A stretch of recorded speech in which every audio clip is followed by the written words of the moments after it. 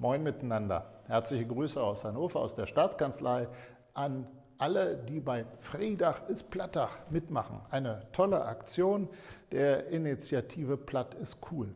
Ich muss für meine Schande gestehen, ich verstehe Platt ganz gut, aber ich spreche es nicht. Mir tut das immer wieder leid, wenn ich Leute miteinander schnacken höre, denn da kommt ein Gemeinschaftsgefühl rüber, eine Verbundenheit in der eigenen Heimat. Da kann man schon ein bisschen neidisch werden. Und so wie mir geht es bestimmt vielen, vielen anderen Menschen auch. Deswegen kann ich nur all denjenigen gratulieren, die dieses Erbe wirklich auch pflegen. Und ich freue mich sehr darüber, dass an nicht wenigen niedersächsischen Schulen jetzt auch die Vermittlung von Platt noch weiter intensiviert werden wird.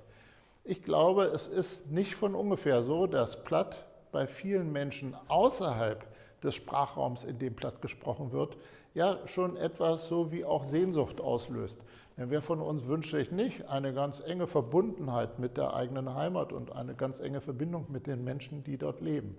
Das ist eine große Chance, die die Menschen mit Platt bevorzugt gegenüber denjenigen ohne Platt. Wenn also Friedach ist Plattach auch in diesem Jahr wieder kräftig die Werbetrommel für das Plattdeutsche rührt, dann würde mich das sehr freuen und ich unterstütze das gerne. In diesem Sinne, macht's gut, tschüss.